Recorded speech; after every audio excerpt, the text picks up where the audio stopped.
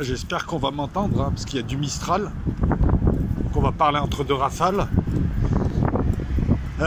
Cette vidéo est posée sur la main du roi, qui est ma chaîne. Vous pouvez pas faire de commentaires, par contre, elle sera sur Los Locos. Hein. Aziz va la reprendre, je pense. À moins que je la pose directement. J'ai le droit. J'ai le droit.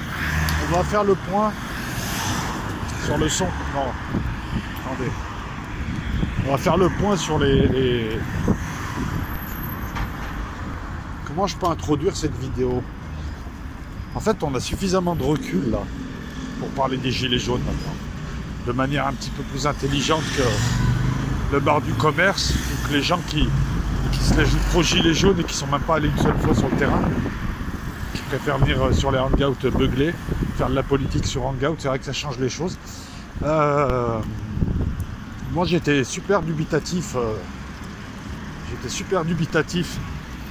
Au départ, parce que je pensais que c'était juste un mouvement d'humeur qui allait vite trouver son aboutissement par la signature d'un accord où on s'engageait à aider, à subventionner, etc. Et puis après on te reprend d'une main ce qu'on te donne d'une autre main, 2 ans après.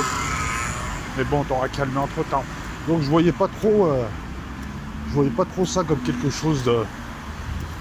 comme ça se présente maintenant, comme une lame de fond. Lame de fond, parce que je pense que les gens ont pris conscience de leur force. Ça, par contre, je l'ai toujours dit, et il ne faut pas être sorti de Saint-Cyr pour le dire, pour le savoir, pour le voir. C'est que la population sera toujours plus forte que les dirigeants. Ils sont 1%. Donc, à chaque fois que la population a véritablement grogné et a tenu un petit peu, le gouvernement a plié. Mais là, ce qu'on peut voir, la première chose, c'est qu'ils ont véritablement peur. Ils ont peur parce que ça vient après une succession d'affaires, ça vient après une succession de tout un tas de choses, d'arrogance, de lutte contre les pauvres, hein, parce que Macron tue les pauvres. C'est quand même des gens qui, pour beaucoup, ont très peu travaillé, ou jamais travaillé, ou exercé des emplois quand même bien plus sympathiques que le cantonnage, ou la plonge, ou la caisse, et qui viennent t'expliquer comment te serrer la ceinture, qui viennent t'expliquer comment vivre, qui viennent t'expliquer que les dettes qu'ils font, eux et leurs amis banquiers, c'est de ta faute. Il faut que tu rembourses. Par contre, quand il y a beaucoup d'argent qui rentre, eux, ils n'en donnent pas. Ils viennent t'expliquer, avec ton argent, ils vivent sur ton dos, et ils viennent t'expliquer encore que c'est toi qui creuses la dette du pays. Alors que lorsqu'on regarde un petit peu, on peut voir qu'il y a à peu près 10, 15, 20 000, 30 000, 50 000 gens qui vivent très bien, 500 000 peut-être, très très bien, et qui se permettent d'ouvrir leur gueule. Cette arrogance-là, elle a été sanctionnée pour une fois. Elle a été sanctionnée. On n'a pas fait le coup de Sarkozy qui piquait aux pauvres en les montant les uns contre les autres. Donc on s'aperçoit d'une chose déjà, c'est qu'ils ont véritablement peur. Ils vacillent. Ils ont reculé très vite. Ils ont l'air d'être beaucoup plus craintifs que les gouvernements précédents. Mais ils sont aussi en plus... ça s'explique par le fait qu'ils sont aussi beaucoup plus illégitimes. Qu'apparemment, il aurait été 3e aux élections et on l'a mis 1er. C'est ce qui se dit de plus en plus. Moi, j'avance pas ça comme ça. Hein, c'est ce qui se dit de plus en plus, donc je le répète encore. Et les gens qui disent ça sont des gens souvent bien informés. Donc moi, personnellement, je ne croyais pas en une élection faussée. Je m'aperçois que si. C'est vrai que quand on regarde qui l'a élu, oui, il y a des gens qui l'ont élu. Des gens d'ailleurs qui sont, je m'excuse de le dire, un peu cons, parce que son programme, il l'annonçait à l'avance. On le savait tous qu'il allait faire ça. Donc quelque part, t'es lié un homme. Et quand je parle d'élection, je ne parle pas de présidentielle où on nous a imposé un choix. Enfin, en tout cas pour vous. Mais je parle de législatif, c'est un tout. C'est-à-dire les élections de députés qui font les lois, qui font ta vie. Et là, par contre, voilà, quoi. Soit tu as voté pour ce genre de personnes, soit tu t'en es foutu et ça donne ça. Mais c'est pas grave, on revient aux gilets jaunes. Donc là maintenant, moi ce qui est plaisant à voir, c'est que c'est pas un mouvement qui est parti dans tous les sens, c'est pas un mouvement qui a été récupéré politiquement, c'est un mouvement qui fait peur, qui fait vaciller le gouvernement. On le voit, ils en sont à demander à de pseudo-intellectuels et de pseudo-acteurs et de pseudo-humoristes pathétique d'intervenir. Franck Dubosc, au nom de quoi tu peux demander aux Gilets jaunes, qui sont des gens qui sont sur le terrain et qui défendent leur maigre pouvoir d'achat, au nom de quoi, toi qui es menti quand même, tu es rentré dans le groupe, au nom de quoi tu leur demandes d'arrêter? Quand tu as BHL, quelle est ta légitimité? Tous, hein, sans exception, hein, Dubosc, BHL, tous ceux qui interviennent, hein.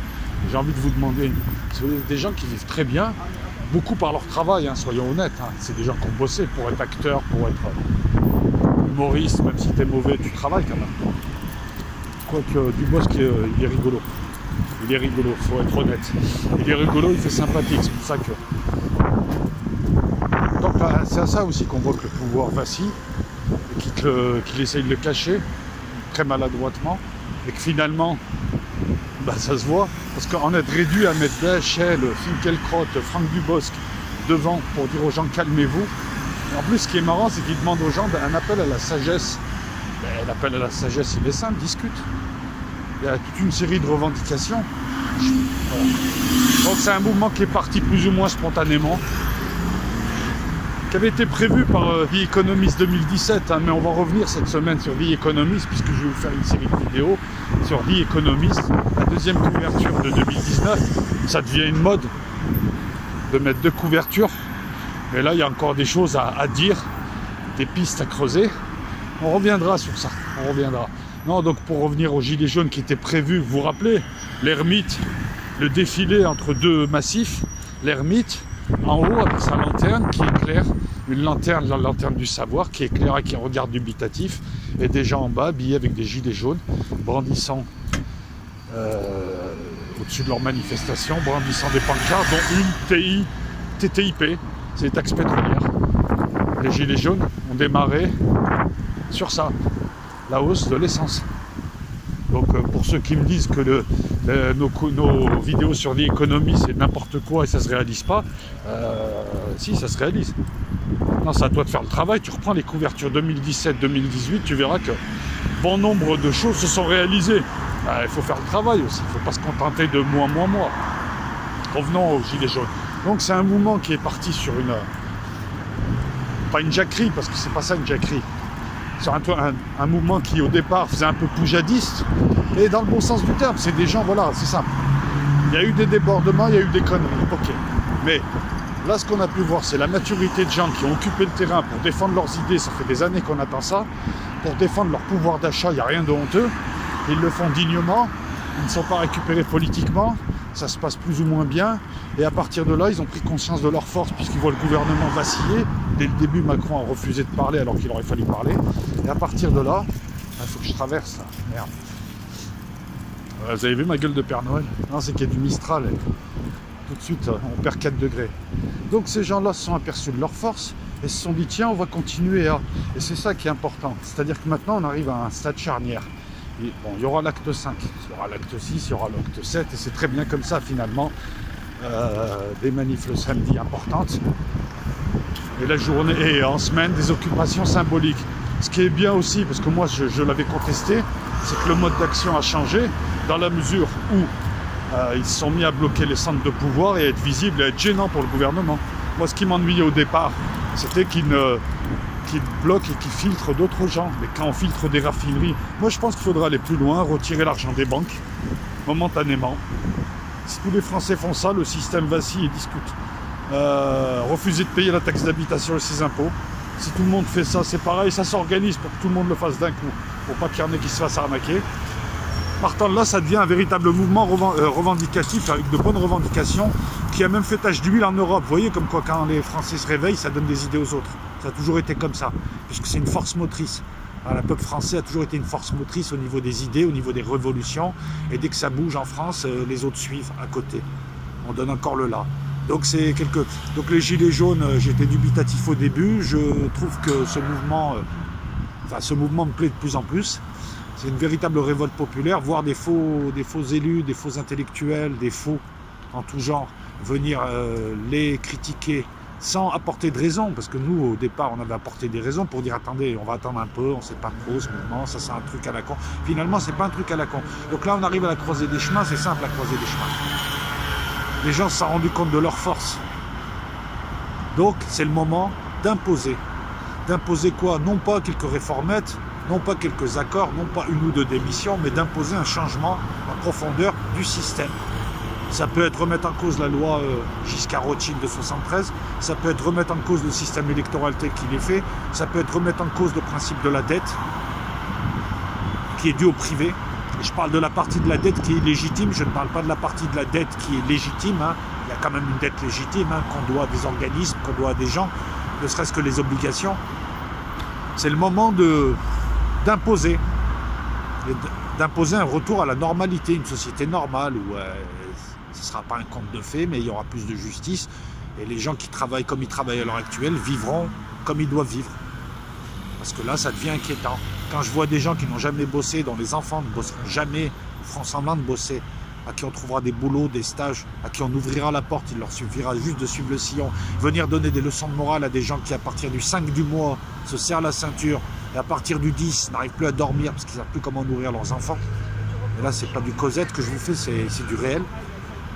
D'autres qui se suicident. Moi, je peux vous dire qu'à Marseille, il y a des gens qui se suicident parce qu'ils n'ont plus de quoi manger. Alors, ça vous paraît simple à vous, ouais, mais il a qu'à, il faut que... Oui, non, mais c'est un ras-le-bol généralisé. Donc voilà, donc moi, c'est ce que j'ai à dire sur les gilets jaunes. Ils n'ont pas trop essayé le coup de la casse. À Marseille, il y a eu des casseurs samedi, jusqu'à vers chez moi, hein, parce qu'ils ont été pourchassés. C'est assez surréaliste. Je sors de chez moi, je vois des CRS armés de bâtons courant partout. Putain, j'étais en capuche, j'ai enlevé la capuche direct. J'ai cru que c'était pour moi. Et les camions les suivaient. En fait, ils étaient remontés jusqu'au 5 avenue parce qu'il y a eu des casseurs qui sont arrivés. Et ça, c'était des casseurs, c'était pas des gilets jaunes. C'était des jeunes qui voulaient en découdre avec la police, qui n'ont rien pu casser au final. Et ça s'est évaporé. Quelques grenades, quelques courses, ça s'est évaporé. Voilà, donc, mouvement des gilets jaunes à suivre. Il y a un truc aussi que j'avais remarqué, c'est que c'est bizarre, tous les mouvements sérieux se font en hiver. Là où justement on ne fait pas de mouvement puisqu'il fait froid. Comme si l'adversité renforçait la détermination. Voilà, donc c'est ma petite analyse après un mois quand même de gilets jaunes, parce que là on peut quand même en parler un petit peu. On ne sait pas jusqu'où ça ira, j'espère qu'ils ne seront pas récupérés politiquement, parce que les hommes politiques ont fait la preuve de leur inanité, et j'espère que ça va se structurer autour de ce qu'on appelle une constituante qui apportera des doléances, des griefs, et le système, encore une fois, pour l'instant subit, mais rappelez-vous, le système est polymorphe, s'adapte à tout, et c'est revenir par la fenêtre. Ils sont revenus à chaque fois qu'il y avait une révolution, à chaque fois que le système revient. Voilà, j'espère que le son est pas trop pourri, et cette semaine, vous allez avoir plusieurs vidéos sur vie économiste, mais peut-être une sur le Proche-Orient, parce que j'aime bien vous faire des vidéos. Ciao.